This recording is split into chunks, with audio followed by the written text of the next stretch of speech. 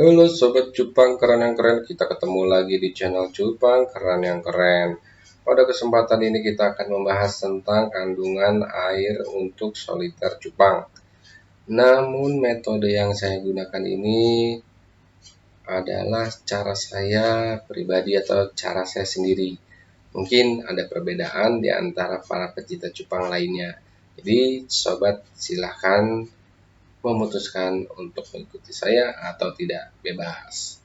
Tapi sebelumnya jangan lupa untuk subscribe channel ini ya sobat ya.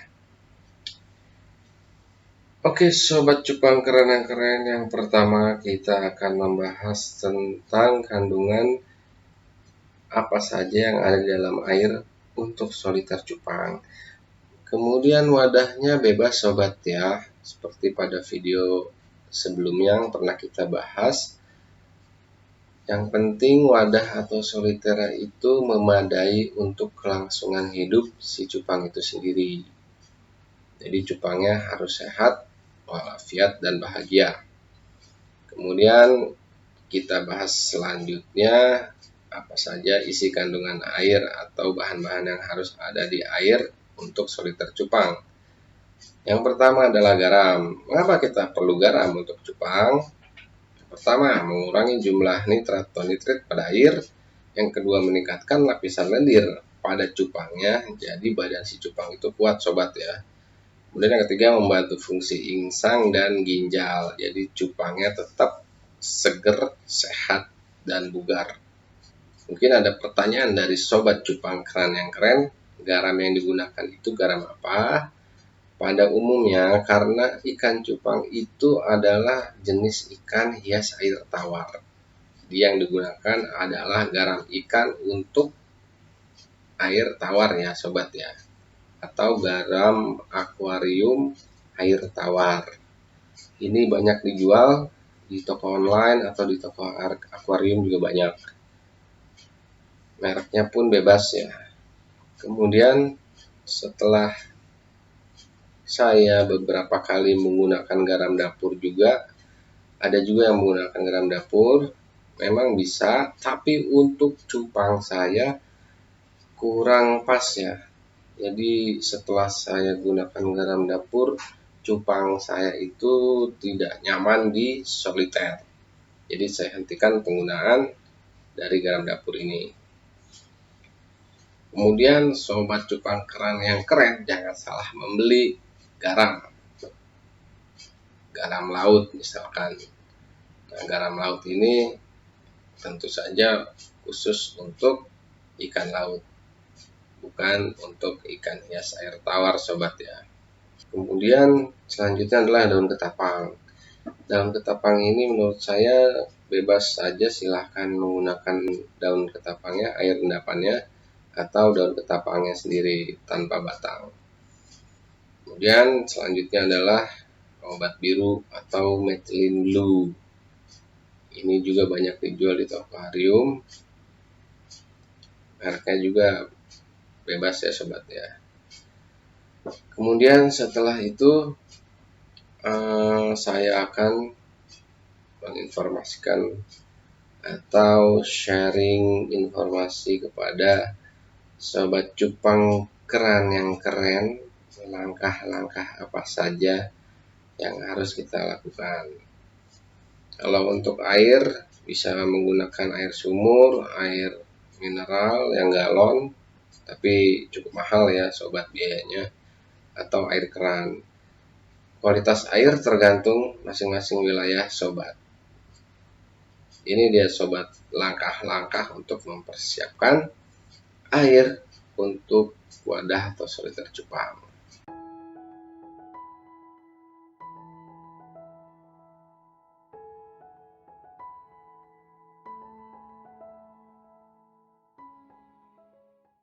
Oke sobat cupang, jika tadi langkah hari pertama sudah kita lakukan, saatnya kita memasukkan air yang kita endapkan satu malam itu ke dalam soliter. Namun perlu sobat ketahui, karena disebut air endapan, tentunya yang endapan di dasar ember itu adalah kotor ya sobat ya. Jadi ambil airnya nggak usah sampai bawah atau sampai dasar, cukup kira-kira 10 cm dari bawah ya. Itu batas-batas kita ambil air untuk di soliter cupang. Oke, sekarang air endapan sudah oke, garam sudah kita siapkan, kemudian obat biru atau methylen blue juga sudah kita siapkan. Kita masukkan ke dalam air endapannya. Jadi kita masukkan garamnya dulu, kemudian kalau saya pribadi saya diamkan setengah jam agar larut garamnya, lalu saya aduk, kemudian baru saya masukkan obat birunya atau methylen blue. Jadi biar garamnya itu larut dulu ya sobat ya, kurang lebih kalau saya sih setengah jam saya aduk, kemudian setelah garamnya larut, benar-benar larut, saya masukkan obat biru. Pada kesempatan ini saya gunakan soliter dengan ukuran 4 liter. Oke, ini contohnya sobat ya. Ini soliter yang sudah saya isi dengan air endapan 1 malam. Cuma ini saya kebetulan lupa lupa saya masukin garamnya sama obat birunya di dalam ember. Embernya airnya sudah saya keburu taruh di soliter ya, keburu saya isi soliternya. Tapi nggak apa-apa, nanti kita masukkan garam dan obat birunya ke soliter langsung. Ini saya tutupin karena takut berdebu ya sobat, karena di luar ini saya ambil videonya sudah malam hari, di luar cukup banyak nyamuk, jadi saya masukkan soliter ke dalam rumah. Nah, perlu kita ketahui juga sobat, air sebening ini, sejernih ini belum tentu sehat untuk cupang ya, atau belum tentu nyaman untuk si cupang. Jadi sama dengan kita manusia halnya, kita juga tidak diperkenankan untuk minum langsung dari air keran ya sobat ya, karena bisa diare atau disentri. Kalau kita harus dimasak dulu. Ini contoh ikan cupang saya sobat, ini sedang masa penyembuhan di soliter ukuran 2 liter. Jadi sebelum saya taruh di 2 liter ini, di soliter 4 liter cupang saya ini dia tidak nyaman, padahal airnya itu udah jernih ya, airnya jernih, cukup jernih. Sudah saya tambahkan garam sama obat biru dan daun ketapang ya, tapi sepertinya ini dia terkena bakteri atau jamur. Kayak seperti yang saya informasikan tadi, air jernih pun belum tentu cocok atau nyaman untuk si cupang. Jadi ini saya juga tidak berikan daun ketapang dulu sobat ya, karena kalau menurut saya pribadi di garam ikan air tawar atau garam akuarium itu kan ada zatnya sendiri, obat biru juga ada zatnya sendiri, jadi saya tidak masukkan ketapang. Nah, ini kita lihat sobat tadi ya, dorsalnya itu robek. Jadi ini saya sembuhkan dulu di sini, airnya tetap pakai air, saya masukkan garam akuarium atau garam ikan air tawar sama obat biru. Jadi ketapangnya nggak saya pakai dulu, karena ketapang juga ada zat tertentu ya. Tapi sobat, kita lihat dulu ya, ikan cupang kita itu stres atau terkena penyakit. Kalau misalkan saya pribadi, kalau cupang saya itu dorsalnya baik-baik saja, ekornya baik-baik saja, intinya utuh ya, bagian-bagian tubuhnya, kemungkinan cupangnya stres, itu baru saya kasih ketapang. Tapi kalau sudah jelas terkena jamur atau bakteri, saya hanya gunakan garam ikan air tawar dan obat biru. Oke sobat, selanjutnya ini saya sudah isi dengan garam ikan atau garam akuarium air tawar. Saya aduk-aduk. Ini saya diamkan 15 menit. 2 hours later. Maaf sobat, saya ketiduran. Ini sudah 2 jam. Jadi saya langsung kasih obat biru saja. Kalau di soliter, kalau saya pribadi, saya cukup kasih 1 tetes saja ya. Tidak usah banyak-banyak.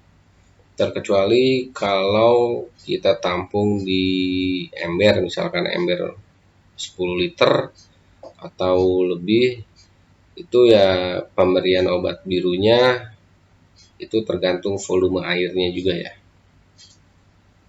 Jadi volume airnya itu seberapa banyak, seberapa liter, kita sesuaikan saja.